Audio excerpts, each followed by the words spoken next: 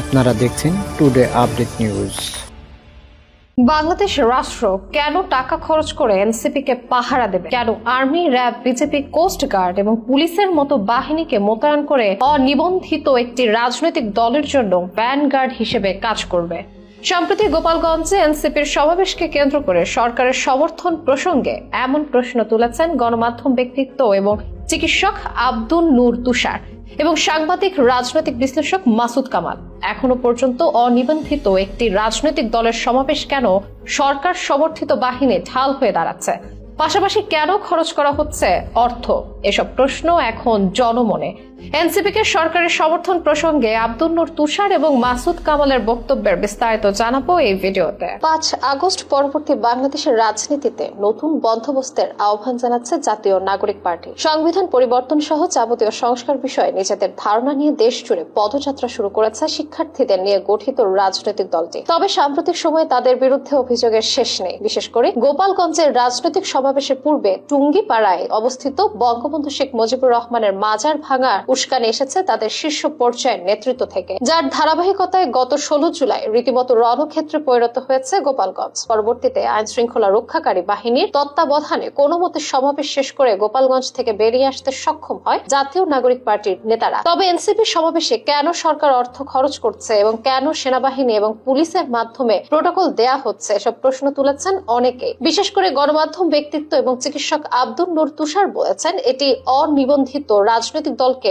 সুরক্ষা দেওয়ার জন্য রাষ্ট্রের সব বাহিনী এক জায়গায় হয়ে যাচ্ছে। এটি কি আসলে সরকারি দল? এটার জন্য টাকা খরচ হয় না? সম্প্রতি একটি বেসরকারি চ্যানেলের টক শোতে এসে তিনি এসব কথা বলেন। তুষার প্রশ্ন করে জানতে চান, সরকারকে অন্য সব রাজনৈতিক দলকে পাহারা দেবে? কালকে যদি অন্য সব রাজনৈতিক দল যারা অনিবন্ধিত তারা এ ধরনের কর্মসূচি ঘোষণা করে, তাদেরকে একইভাবে রাষ্ট্রের বাহিনীর প্রতিরক্ষায় সব জায়গায় সভা করতে দেয়া হবে? আব্দুল নূর তুষার আরো উল্লেখ করেন, ফরিদপুরে তাদের কেন পাহারা দিচ্ছে? ফরিদপুরে কি হয়েছে? শুরু থেকেই এত পাহারা কেন? তার মানে কি পাহারা দিয়ে তাদের জনপ্রিয় করতে হবে? জনগণের পাহারার বদলে তাদের নিরাপত্তা বাহিনীর পাহারার দরকার কেন হচ্ছে বলে প্রশ্ন তোলেন তিনি। কেবল আব্দুল নূর তুষারই নয়, একই সাথে প্রশ্ন তুলেছেন সাংবাদিক এবং রাজনৈতিক বিশ্লেষক মাসুদ কামালও। তার দাবি, গোপালগঞ্জে 16 জুলাই রাত থেকে কারফিউ শুরু হয়েছে, 18 জুলাই শুক্রবারও কারফিউ চলছে। গোপালগঞ্জে এই মুহূর্তে কারফিউ দেওয়ার প্রয়োজনীয়তাটা কি? ওখানে কি আবারও এরকম সন্ত্রাসী কর্মকাণ্ড শুরু হওয়ার কোনো আশঙ্কা রয়েছে? তাহলে কেন কারফিউ? একটা কারণ হতে পারে যে সন্ত্রাসী কর্মকাণ্ড করেছিল বলে প্রশাসন এবং আইন শৃঙ্খলা বাহিনী মনে করছে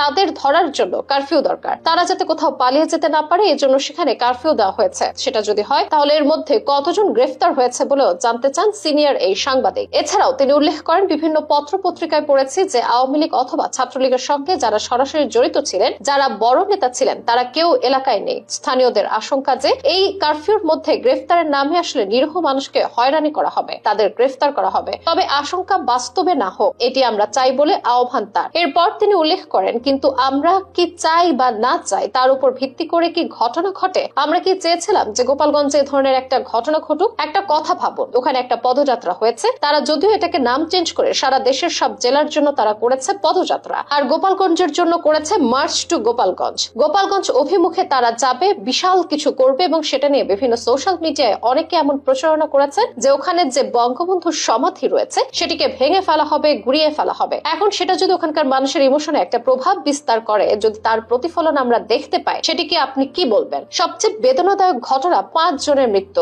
কাদের মারলেন আপনারা? একথা বলেও প্রশ্ন তোলেন সাংবাদিক মাসুদ কামাল। তাদের পরিবারের বক্তব্য নিয়ে বিভিন্ন পত্র পত্রিকায় লেখা দেখলাম বলে জানান তিনি। যারা মারা গেছেন তারা কোনো রাজনীতি করতেন না, কেউ রিক্সা চালাতেন, কেউ দোকানদারি করতেন, এরকম সাধারণ মানুষ ছিল তারা। তো তাদের মৃত্যুর জন্য কারো মধ্যে কোনো দুঃখ বোধ নেই। যে ঘটনা ঘটলো সেটি কি শেষ? নাহিদ ইসলাম ঘোষণা দিয়েছেন যে উনি আবার গোপালগঞ্জ যাবেন এবং শুধু তাই নয়, বলেছেন গোপালগঞ্জের প্রতিটি ঘরে জুলাই গণ অভ্যুত্থানের পতাকা উঠবে। জুলাই গণ অভ্যুত্থান একটা বড় কাজ ছিল, কিন্তু আপনারা যে আচরণ করছেন সেটা জুলাই গণ অভ্যুত্থানের চেতনা নয়। আপনারা যেভাবে ঘরে ঘরে হিংসা ছড়িয়ে দিচ্ছেন, মানুষের মধ্যে বিভক্তি তৈরি করছেন, সেটা জুলাই গণ অভ্যুত্থানের চেতনা নয়। কাজেই এরকম বড় বড় কথা বলে কোনো লাভ নেই। মাঝখান থেকে জাতির এবং রাষ্ট্রের কয়েক কোটি টাকা খরচ হবে বলে আক্ষেপ প্রকাশ করেছেন জ্যেষ্ঠ এই সাংবাদিক।